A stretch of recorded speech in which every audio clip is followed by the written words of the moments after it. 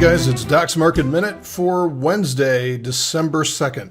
Now, so far to this point, what we've seen this summer has been remarkably similar to the correction that we had in 2011, with a very deep correction and then a very strong rebound. Now, what we saw happen in 2011 was we saw a short consolidation in this area and then a brief rip down before it started really working higher.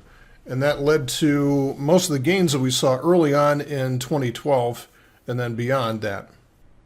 And so far we've seen the same thing, but I think this is where the patterns are starting to diverge.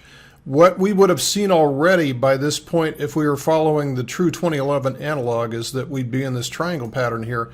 And I think what we're starting to see is the market anticipating what we're going to see on Friday, which is probably going to be a decent jobs report, at least good enough so that we bring certainty back to the market in a couple of weeks from today. And Janet Yellen goes ahead and hikes rates, and then everybody celebrates because we know what's going on. One of the things that has led to a lot of this instability during this point is that nobody knows what the Fed is doing, and they don't know themselves.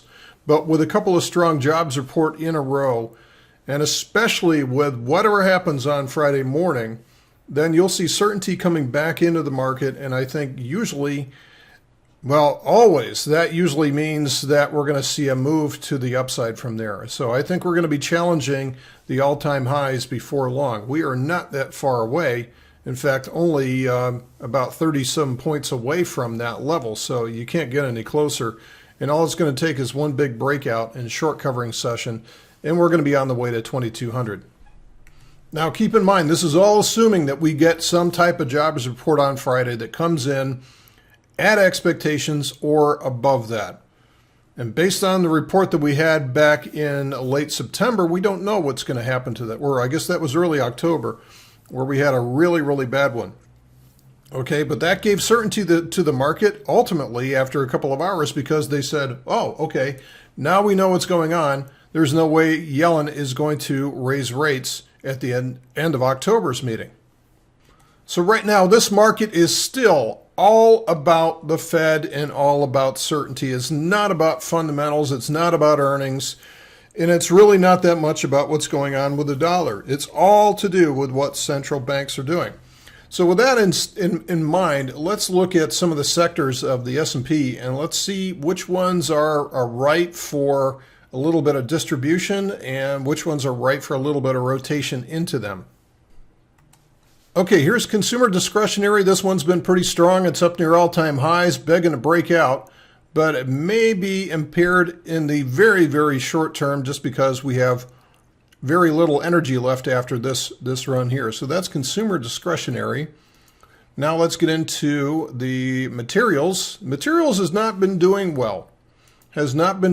So I don't know whether or not we're going to be seeing a lower high setting up here on the monthly chart, which would be bad if that does occur, or whether we're going to see some type of rotation into this because, hey, these are cheap.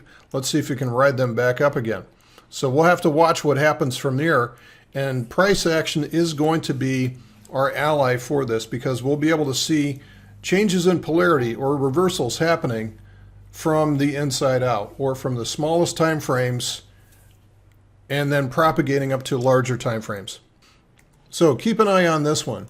Okay, the next one we have here is XLV. This is healthcare. And healthcare has been doing well, but not as well as some of the other sectors. So watch this one carefully to see whether or not this one sets up with a lower high and rolls over, okay, because that would be a lower high in the weekly chart and showing difficulty, or whether we break out above the 200-day moving average and above recent highs, and you'd see this quickly filling into all-time highs. Okay, so watch that one carefully as well too.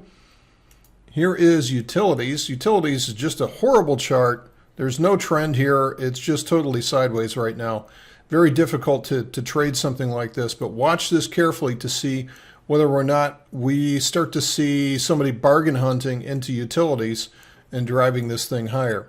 Here's the energy fund, and this one has just been a dog for the last year and a half or so. Watch for this to create yet another lower high and roll over again.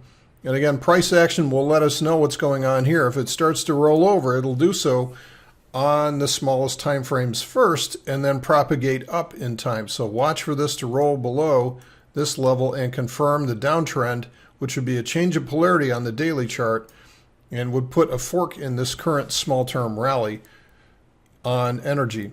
Okay, that's the XLE. Here's the financials, and the financials are doing pretty well, anticipating that they might get a rate hike and might have some yield to work with. So look for this one to challenge all-time highs here soon.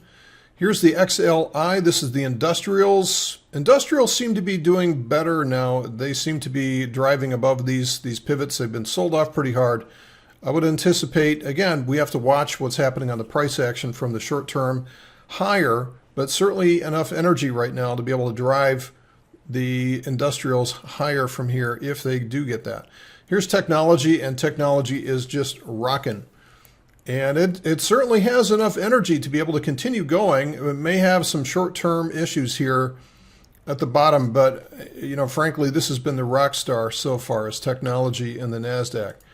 And then we'll finish it off here with consumer staples. This is the stuff that everybody has to buy. And this has stayed very strong. There's really no weakness here. And there's enough energy to power this thing.